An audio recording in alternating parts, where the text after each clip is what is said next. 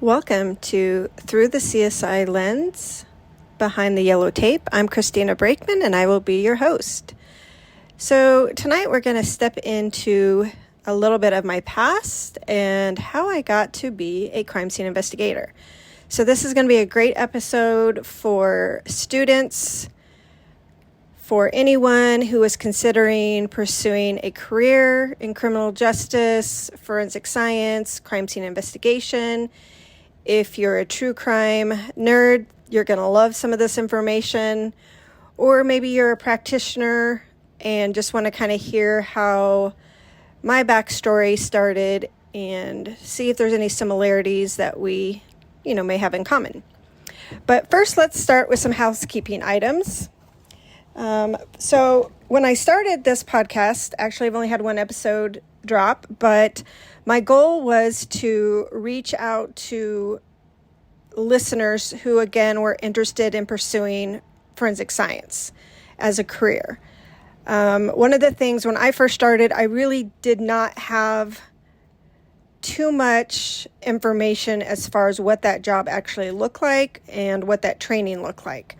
So hopefully, if you're tuning in for this podcast, that will help you.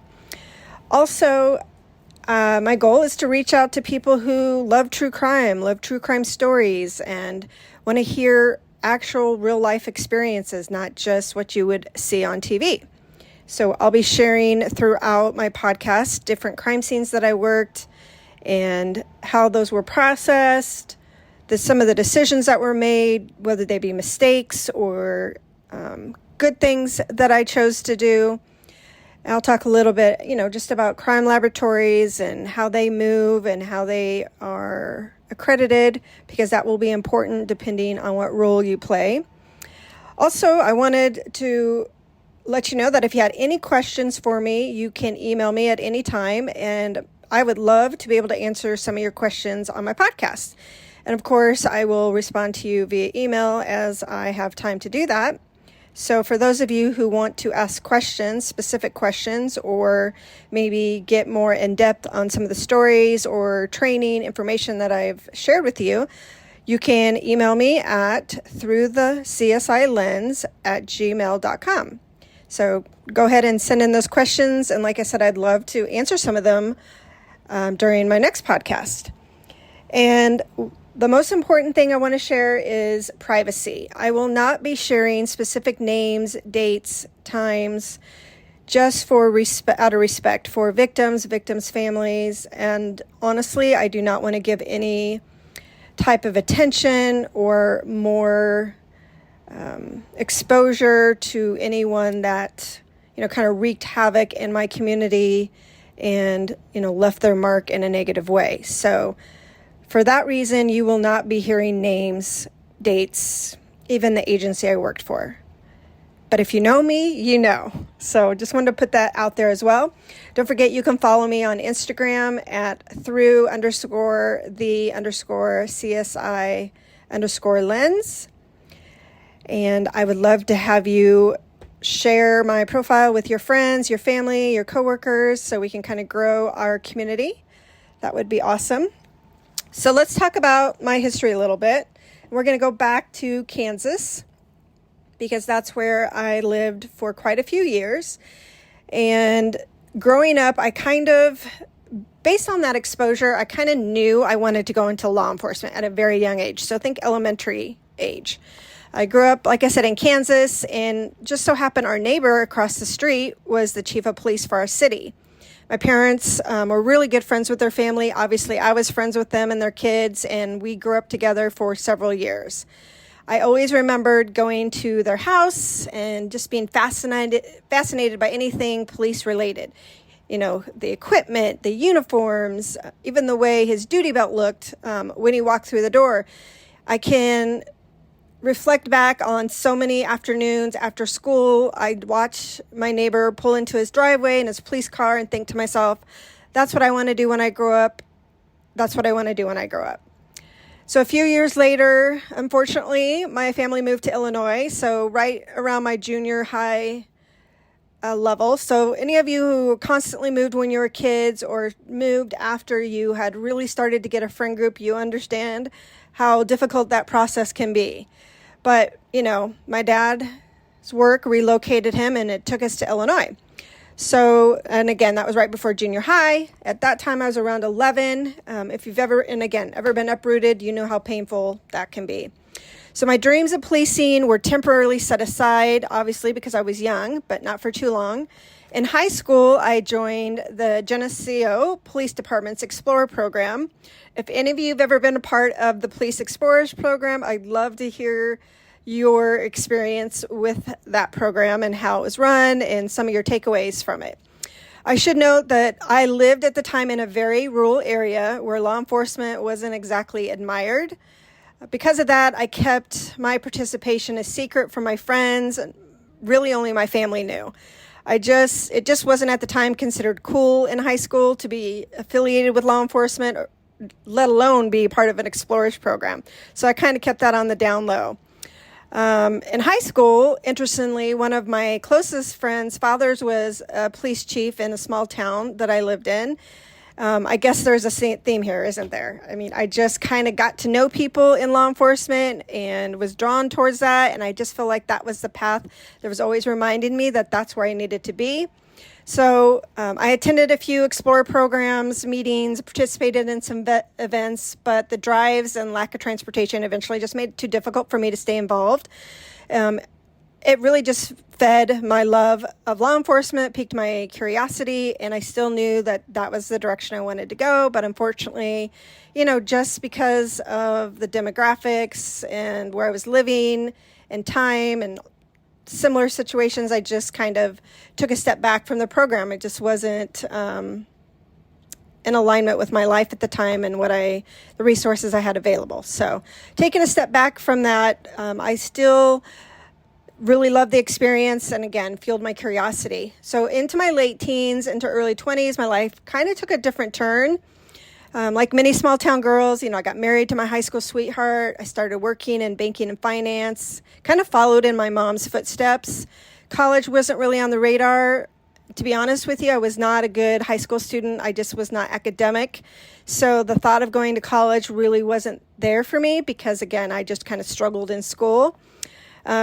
Again, never been easy for me, and a law enforcement career felt more like a childhood dream, really, more than a realistic goal. So no one in my family was really supportive of this idea, including my husband at the time. If you've ever decided you're going to go into law enforcement and you share that with your loved ones and you've had them tell you, why would you want to do this for a living? I don't agree with this. It's super dangerous. Then you know exactly how I was feeling at the time when I was wanting to pursue that passion. Unfortunately, or fortunately, however you look at it, my marriage ended and I found myself at a crossroads. I really wasn't making enough money to support myself, couldn't afford dental care, was struggling to put food in the refrigerator. I couldn't even get a car loan in my name, believe it or not. So I remember telling myself at that time, I would never rely on anyone else financially again. And that really catapulted me forward. How can I support myself and do something I enjoy doing? And I knew banking and finance was not it.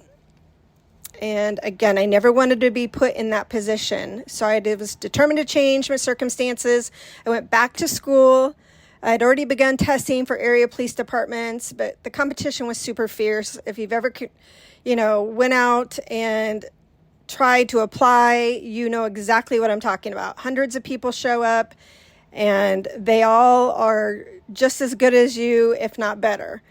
Most departments hired only 1 to 3 recruits at the time. Again, remember, I'm from a small community, so we're not talking about big agencies like Chicago or Des Moines or Atlanta or even Phoenix. It's literally a small agency. At the time, extra points were granted to applicants with military service. That meant most of the new hires were veterans, physically fit, mentally prepared, and qualified. Without that background, I knew I needed another advantage, and this is where, again, school came into a huge role in my life. I enrolled at Blackhawk Community College in what they called their 2+2 program. So for those of you who don't know, it was 2 years at Blackhawk College and then 2 years at Western Illinois University. And at the time, Western Illinois University was number 2 in programs for law enforcement. So I was very ecstatic to get into Western and was ready to embrace the last 2 years of college. Fortunately for me at Blackhawk, I was lucky enough to have an incredible mentor, and this is something I always tell everybody when you enter into whatever profession you get into, finding a really solid mentor will be imperative for your success. And my mentor at the time was Larry Hall. He had a long career in law enforcement. He had ran the college's program for the criminal justice. He really kind of just took me under my wing and guided my education. He even was the one that got me to agree to get my bachelor's degree, honestly, because originally I was just going to get my associate's degree, but he's like, oh no, you're getting your bachelor's degree, you can do this. Again, thinking back about my history in education and, I just wasn't a good student, struggled, and I just wasn't sure that was something I could do, but he believed in me and helped me along the way. He offered professional advice that would help shape my path for years. So having a good mentor, again, is invaluable. While in college, I worked a string of jobs that gave me hands-on experience: riverboat casino security, corporate security. I worked as a 911 telecommunicator. During that time, I was juggling full-time school, 2 internships, and I even taught a fitness class. I even volunteered, so my schedule was packed full. Around this time, I became an auxiliary police officer with the Rock Island Police Department, and at this point, I finally felt I was getting somewhere, but trust me, it was not an easy process because no one took me seriously. No one took me seriously. So basically, for those of you who are not familiar, auxiliary officers did almost everything sworn officers did, except they did not get paid. We were volunteer. As I saw it as free, on-the-job training, and it was. And the goal for me was to determine, before I invest more time and money into my education, I want to make sure I know what I'm getting myself into, that this is really the career path I want to go, and it's something I'm capable of doing. So being able to get hired on and get this training and get this invaluable experience was imperative for me. Because again, I didn't want to be one of those people who spent all this money at school and time thinking I wanted to do something only to get into it and be like, this is not for me. I cannot do this job. And we all know that not everybody can be a police officer. So it was a good experience for me.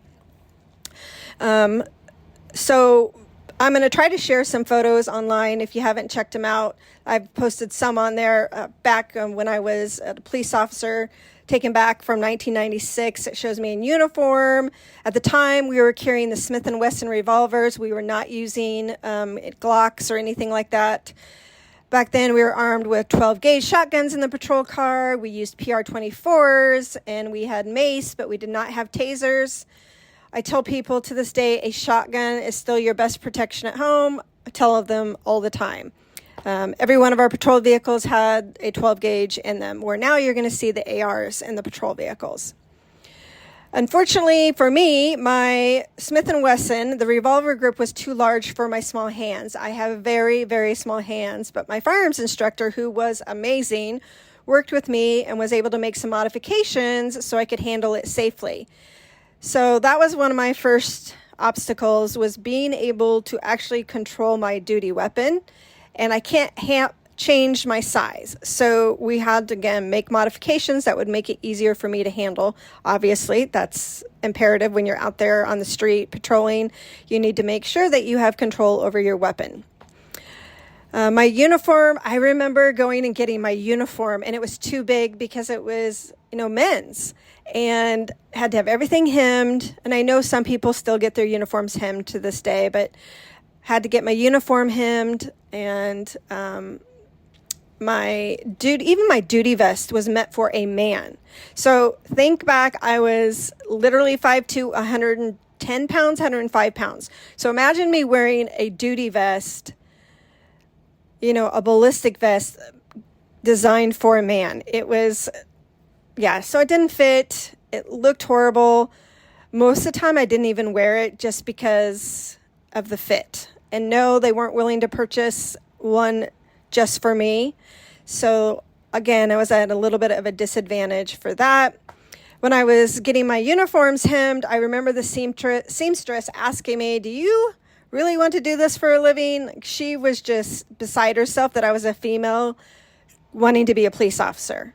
And I said, "Yes, ma'am, I do. And this is what I'm going to do." So again, support for women in policing was rare in the 90s, like 1990s, especially in the smaller agencies. In fact, I was the only woman on the department besides one female detective. Still, I was proud to wear that uniform, working alongside those men that I served with. During my time there, I grew exponentially my knowledge, my skill set, and I gained the respect from everyone on that department because I showed them that, hey, I can show up, I can do the job, and I'm capable. And I'm not just here to wear a badge. I'm not just here to wear a gun. I'm not just here, to be pretty. I'm here because this is where I legitimately want to be. So after, I was probably on that department 3-4 years. And by this time, I was finishing up my bachelor's degree at Western Illinois, and I interned at the Rock Island County State's Attorney's Office, shout out. I assisted the victims, advocates unit, and attorneys with their walk-in cases. That experience connected me to a case I'd been directly involved in as an officer. It was a domestic incident that escalated into tragedy, and I'm going to insert a warning here. It's going to be graphic, so if you don't like graphic stories, you might want to pause, walk away, turn the volume down, and come back. Just a little FYI. So at the time, a mother had taken her toddler to daycare, allegedly, and I'm going to use those words, allegedly instructing staff not to release the child to the father. Apparently, the father had shown up, he had taken the child, and at that point, a countywide search began for the child. Later that evening, a neighbor reported a suspicious vehicle in their neighborhood. Again, important to report a suspicious vehicle or people in your neighborhood. You know who belongs in your neighborhood and what doesn't. So call, that's what we're here for. So officers found the child deceased on the floorboard inside the vehicle. And I just remember seeing that poor child on the floorboard. He obviously had been attacked viciously with a knife, and the knife was actually still impaled in the child. It was my first exposure to trauma up close. It was kind of like an out-of-body experience. I wasn't quite sure what was going on. I wasn't quite sure what we were supposed to be doing. There was a lot of people around the crime scene, so a lot of sounds. Everything was going on. But I just remember hearing that story, when I was working that day, how the child had been reported missing, how, they sent out a countywide search for the vehicle, the father, the child, and the child's well-being was really what we were most concerned with. And then how, thank God, the neighbor called in that suspicious vehicle and then the child was located. Still, it was just very sad to see that poor child, deceased by his own father, left in a vehicle just like he didn't matter. The child didn't matter. So again, first exposure with trauma. That changed me, obviously, that first time. They don't ever really teach you how to deal with situations like that. So that was my first exposure, and it taught me how to compartmentalize. You put everything in a box, you put the lid on the box, and then you store it up on the shelf in the closet, and you don't open it until you need to put something back in there. Or one of my peer mentors once told me, you have a trash can, and you keep filling it. Eventually, that trash can gets full, but you keep trying to stuff everything down and put that lid on there. So early on in my 90s, I started filling that trash can, filling that box. As a telecommunicator, so for those of you who don't know what that title was, that's 911, police dispatch, fire dispatch. Different parts of the country use different terminology. So back in the Midwest, we used telecommunicator at the time. I'd heard such things over the phone, but now seeing the reality, it just changed things for me. The internship that I was doing allowed me to assist the mother during trial because I was part of the victim advocacy group. seeing that case from the first missing child call to courtroom testimony was amazing, and it sparked a new interest in prosecution. And then that interest took me to Indianapolis, where I worked as a paralegal in the family law division of the state's attorney's office, because I was, at that point, graduating with my undergrad from Western Illinois with a degree in law enforcement and justice administration. But now I decided I wanted to be an attorney and I wanted to practice law. So I moved to Indianapolis to go to law school at IU Indianapolis, and had gotten a job working for the state's attorney's office in the family law division as a paralegal, which I enjoyed the work. But for me, it personally lacked the energy and the unpredictability I had loved in policing and gotten to know. So at that time, personal things going on in my life, I decided not to stay in Indiana and pursue my legal education. I decided to move to Arizona, which initially was where I wanted to move to after college, but I had taken that detour.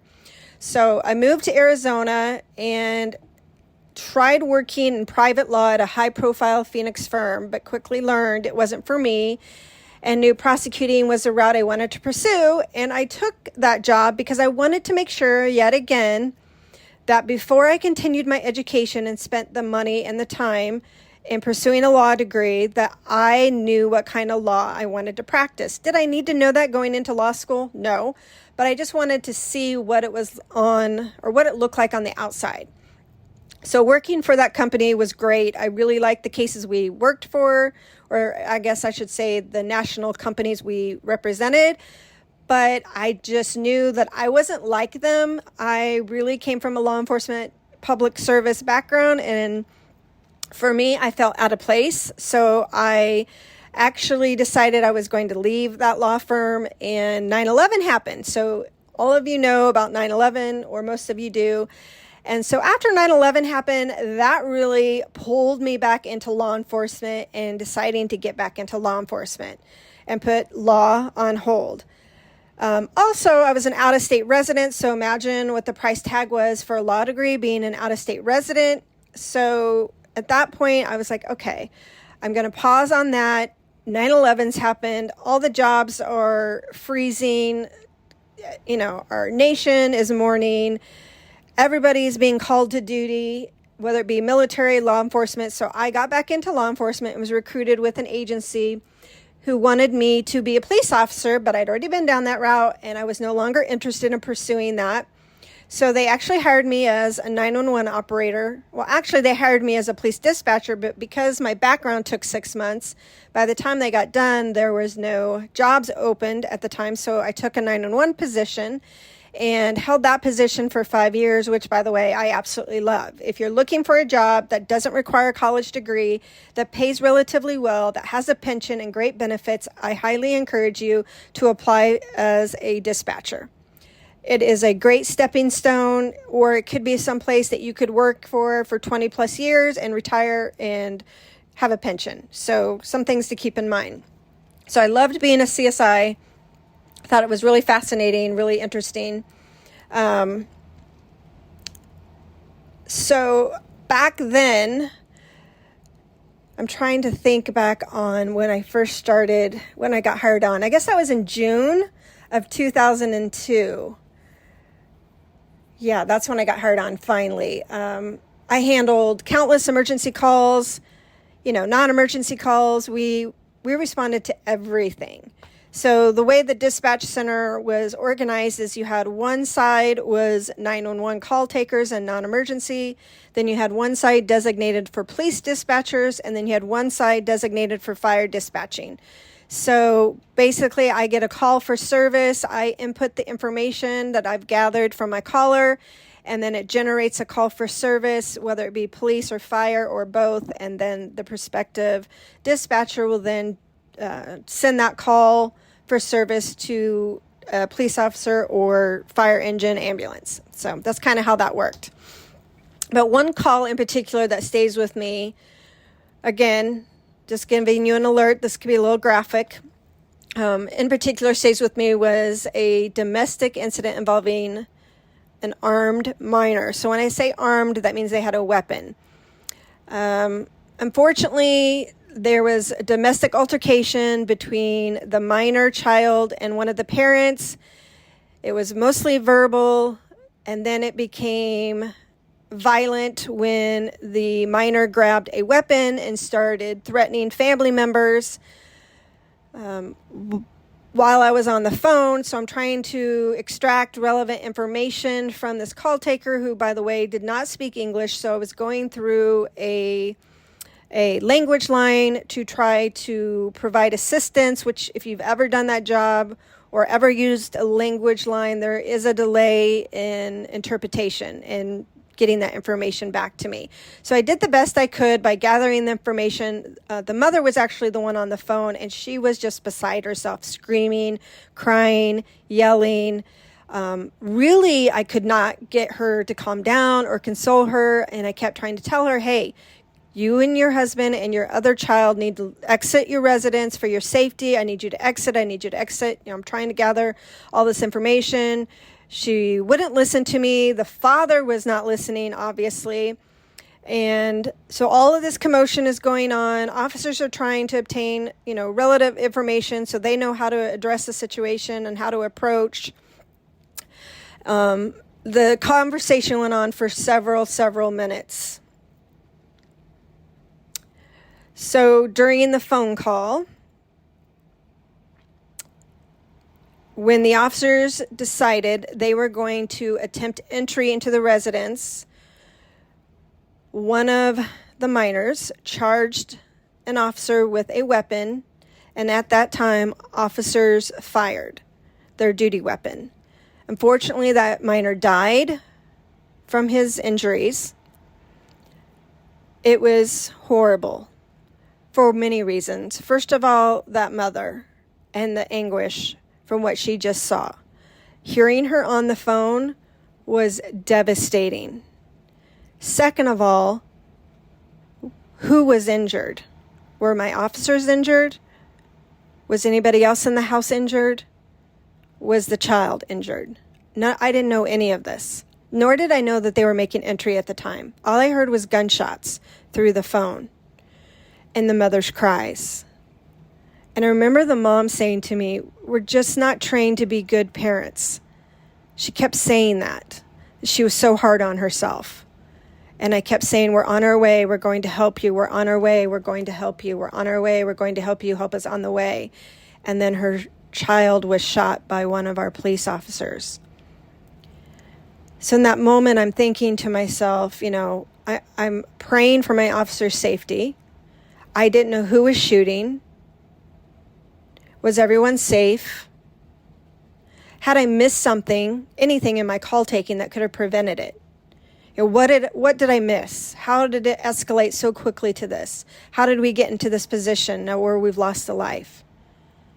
Back then, 911 operators were really rarely included in critical incident debriefings. So debriefings, basically it's a meeting where everybody involved with the case who's been impacted meets, and there's usually trained psychologists, mentors, peer support there in attendance to help with the process.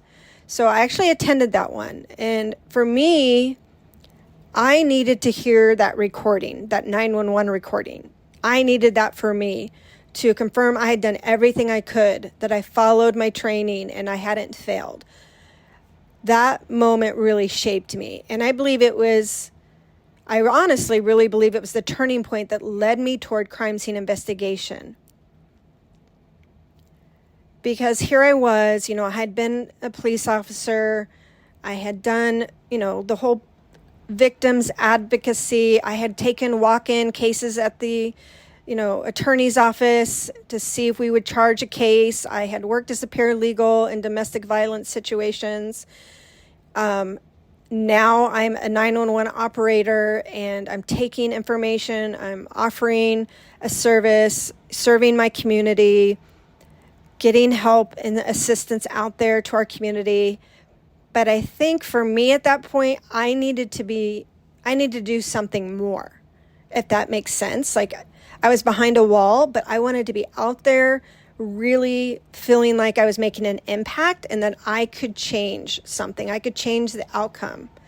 So I think that's what really got me interested in crime scene Investigation, which prior to that I hadn't really heard much about. But there was a position that actually opened up with the agency, and I read the job description. It, again, piqued my interest, so I applied, and I got an interview.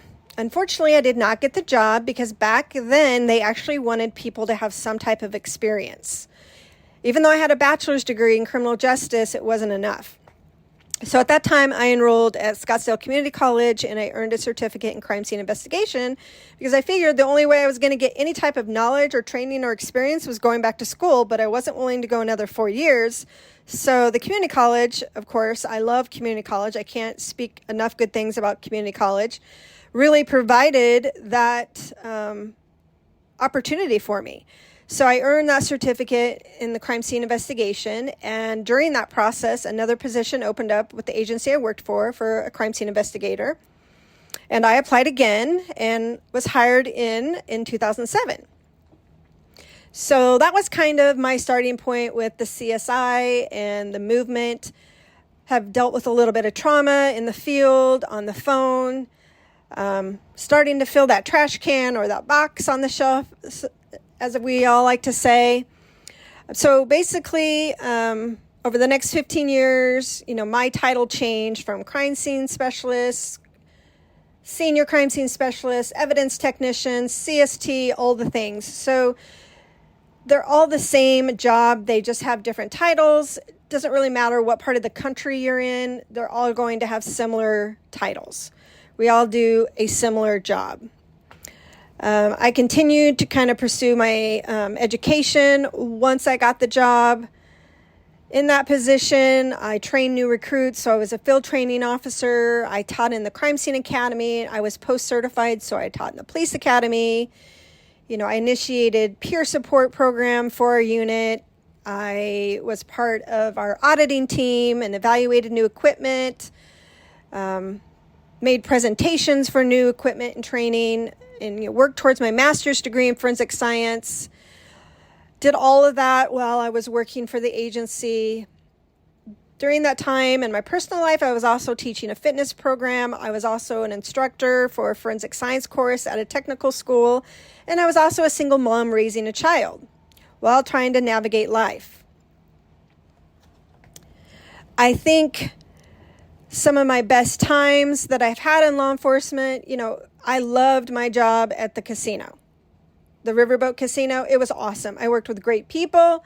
It got me into that law enforcement mindset. I made great connections with the state police. We used to have so much fun on that Riverboat Casino. If you're from the Midwest, you know what I'm talking about. We would go out on the river, the Mississippi River, and basically we were just monitoring the property.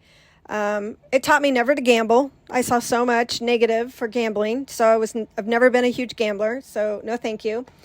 But I loved it when we were closed. We would jam out on the music, and we would, bond and just do all kinds of great things on that casino. I was known as the jokester in my squad. So let me share this little backstory that's kind of funny. So we had a director of security. And so back in the day, we had little notepads. Hey, you missed a phone call. Here's your message. You need to call this person back. So I decided on April Fool's, I was going to leave a note for our director. And it said, hey, you need to call Mr. Harry Lyon at this number. So I guess the next day he comes in, gets this message, and he's in his office with one of his lieutenants, and he goes to call this number back, and I can't help but laugh because it's so funny. And his lieutenant hears him say, yeah, I'd like to talk to a Mr. Harry Lyon. And at that moment, they both realized that it was a joke, and the zoo was like, we don't have a Mr. Harry Lyon here. And they just start busting up laughing. He's like, that's it. I'm going to get back at her. So at one of our meetings down the road, somebody had taken a picture of me, and I was like this non-flattering photo. And they posted the picture, 200 photos of me in the office. And it's all of me just taped up on all the walls. When I walk in, everybody starts cracking up. So we had so much fun at that job. So I know when you're starting out, you're like, I don't want to do security type jobs, but I'm telling you, it pays. Sometimes you can work graveyards like I can, so you can go to school full time. And I met some awesome people. We had so much fun. I also worked for John Deere Security Corporate, which I loved that job. So they actually have a dispatch center, believe it or not, because John Deere owns property all over the world. So we were their kind of monitoring dispatch center. And yes, John Deere has their own security staff, or actually they used to contract security. So I worked with them and we dispatched security officers to their property. That was a great job. I can't complain. It was white collar. Decent pay when I was going through college. Sometimes I wonder what it would have been like if I would have stayed in corporate security. So that was a great job. Plus the property, I was at their main headquarters in Illinois. It was beautiful. And again, some of my friends from the casino also had jobs there at John Deere. So we had the best time. Super, super good time. And that was before I got hired on at the East Moline Police Department as a dispatcher or telecommunicator. So I worked for East Moline until I graduated with my degree. So those were a lot of fun. I loved working for East Moline. We actually merged our dispatch centers with the other agencies, which I did not love so much, but I really liked East Moline. It was a small community, and we really got to know our community. We really got to serve our community. I knew all of our police officers. We just were really close-knit family. And I felt like once we merged with the other agencies, we kind of lost that family, connection. So it wasn't my favorite, but, it wasn't horrible, but it just wasn't my favorite environment. I loved working for the Indiana State's Attorney's Office as a paralegal, because it really gave me some background knowledge and skill set and training in paralegal and law. So again, taking everything I can get to make sure that I'm qualified and capable of doing the job that I'm seeking. And then obviously being a 911 operator out here in the Valley was invaluable. I loved that job. I was good at that job. Love training people on that job, love serving my community. And then, of course, as the crime scene investigator, love that job. Didn't love administration so much, didn't always love my coworkers so much. And we can talk about that later on down the road, because that's a whole episode in and of itself. But during my time, during the 15 years, I got to go through a lot of training that was just really invaluable. We have a crime scene academy, we have field training and continued education, working on my master's degree. And the benefit of doing that, working for an agency, they actually helped pay for that degree. So keep in mind, if you are going to school or wanting to pursue an education, that your agency you work for might help you with your education. How awesome is that? Nothing's better than graduating from college without debt. I can't encourage that enough. But really loved that whole part of the CSI, loved serving my community, was invaluable working for an agency that had their own crime lab that was accredited. And because we were accredited, that means we had grant funds, which allowed us to have good equipment, uniforms, vehicles, and continuing training. Just is invaluable. Typically, when you get hired on, your CSI training academy is usually a classroom setting, can last anywhere from 12 to 22 plus weeks. It really depends on your agency and how much information they want to train you on and what you're going to be responsible for. Just every day you're going to be trained by seasoned professionals in crime scene investigation. You'll have detectives coming in to talk to you and train about homicides, traffic investigations, you name it. Peer support will be coming in.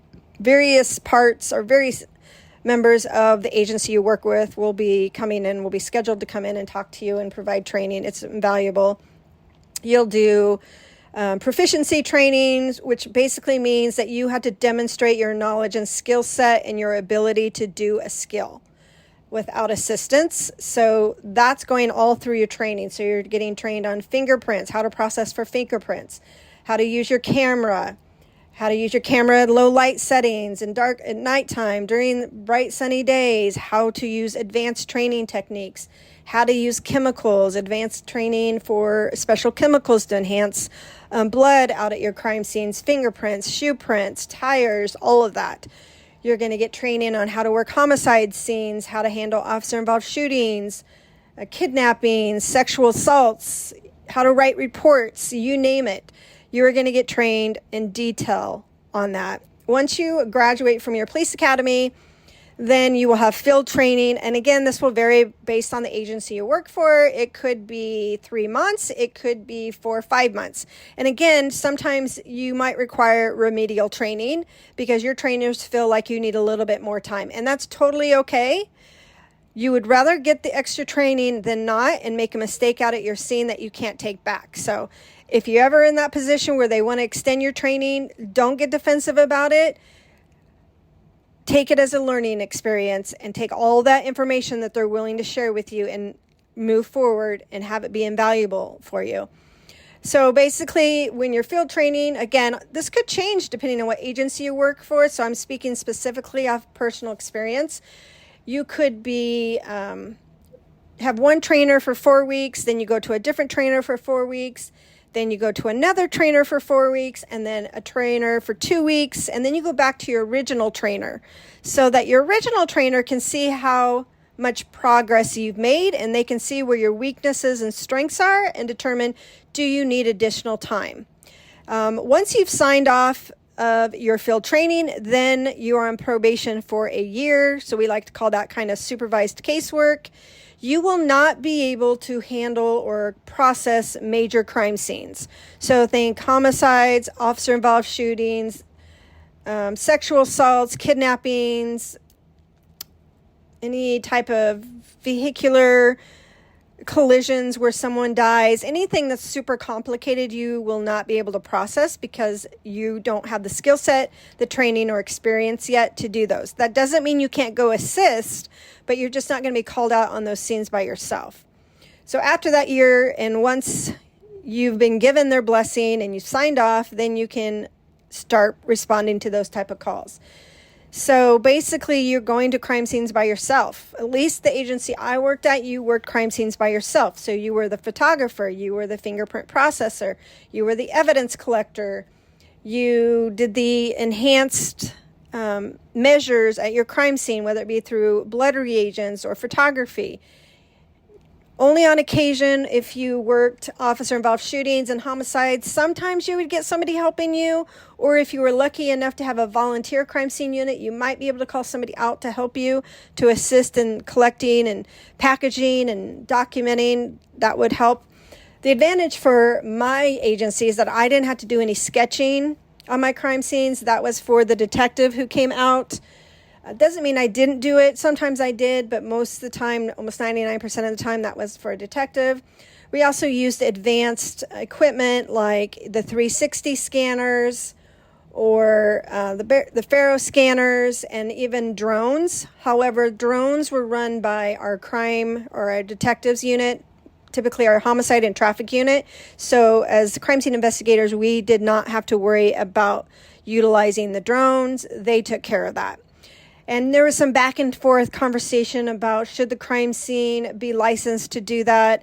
But then if you've ever had to pay for software upgrades and know how expensive it is, we decided we're not doing that. We're going to leave that to the detectives so CID can handle that part of the investigation. So that's at least what my agency did.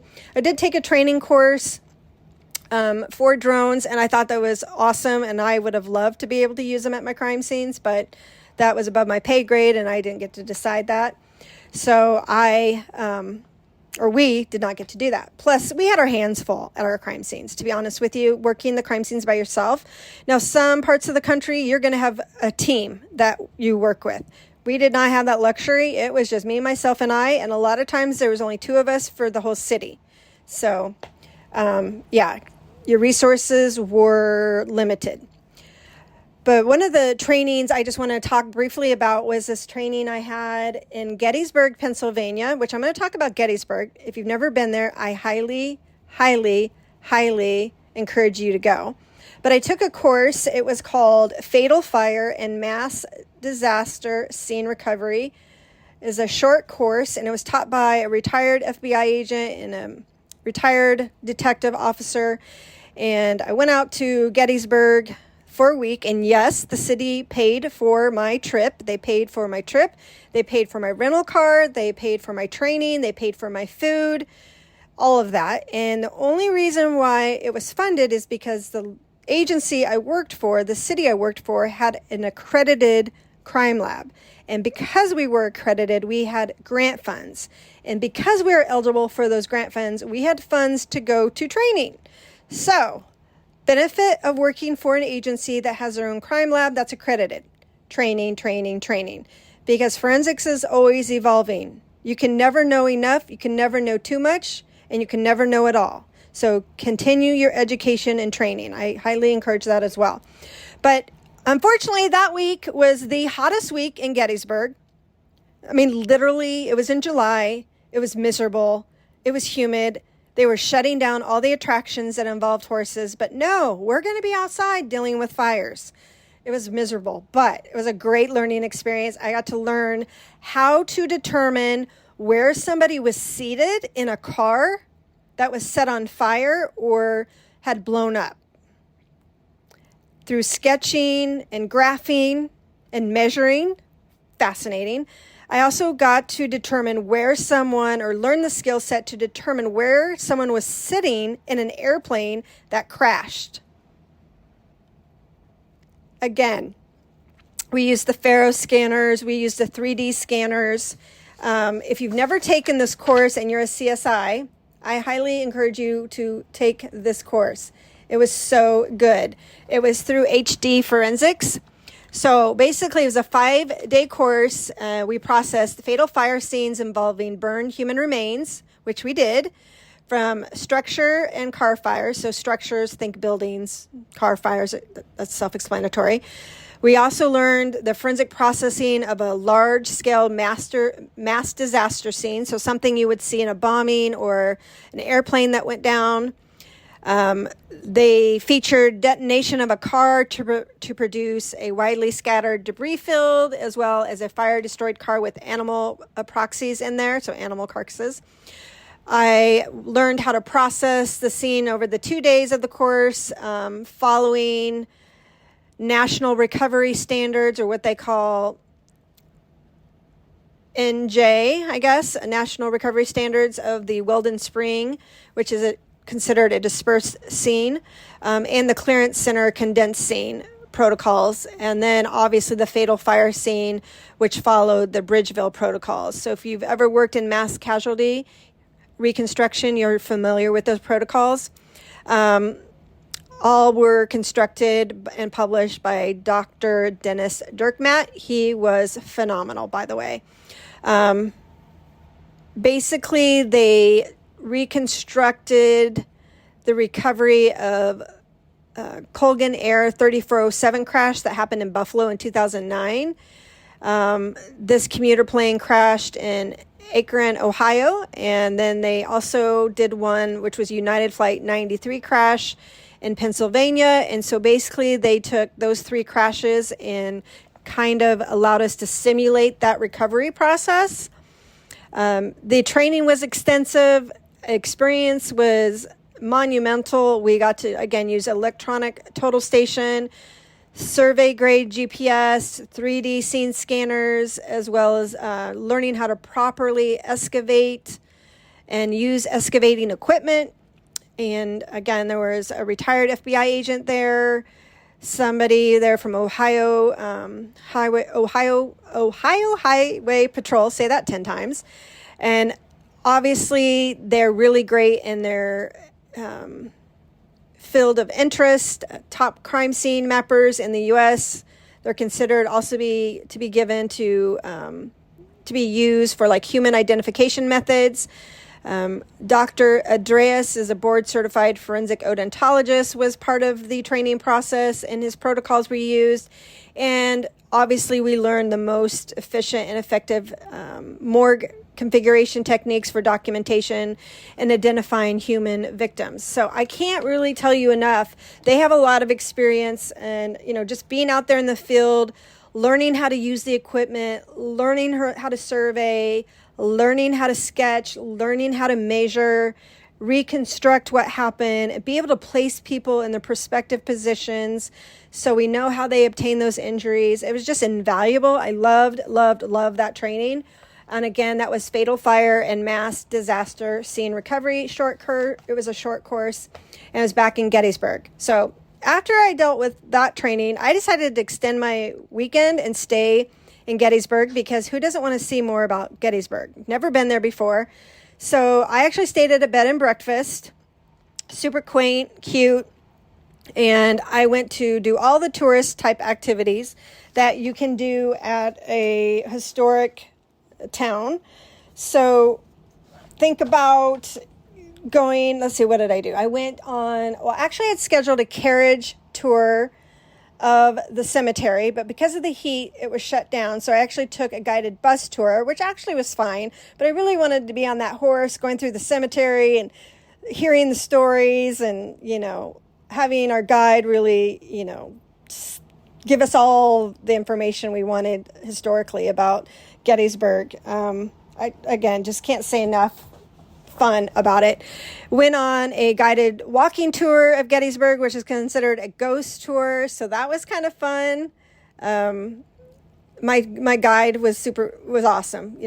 Took us around to all the different cool places that tourists like to see in downtown Gettysburg.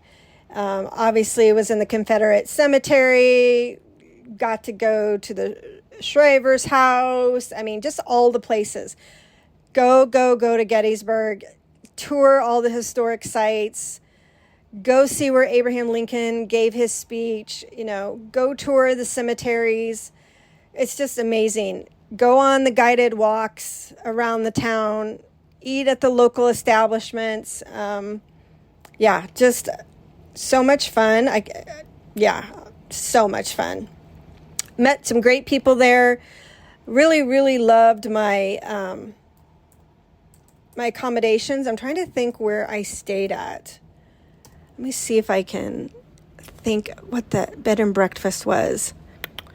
I did actually go to a couple wineries there. I went to Reed's Orchard and Winery. That was great back when I drank, which I don't anymore, but super fun on that. So one of the things that was canceled was the Confederate Trails of Gettysburg. That was canceled because of the heat. So again, I took the Gettysburg Battlefield bus tour, and I can't encourage that enough if you're a history buff like me and you want to learn.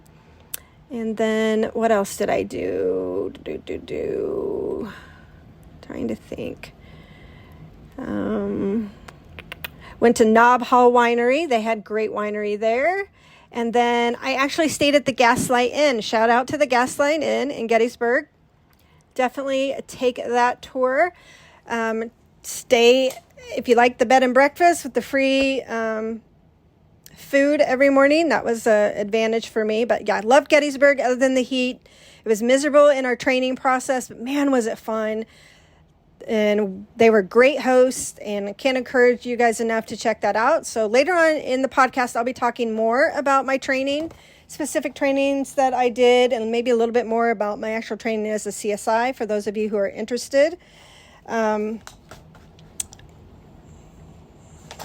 So I guess if you have any questions, I want you to reach out to me, email me, let me know. If you would like those answered, I'll try to answer them at the next podcast. I'll shoot you an email back. If you like this episode, which hopefully you do, and you learned a little bit more about me and how I got to be a CSI, you can subscribe and leave a review. It helps others find the show. You can also follow me on Instagram at through_the_CSI_lens. Check out photos. It's a little bit of history and behind the scenes. I hope you enjoyed this episode and look forward to the next one.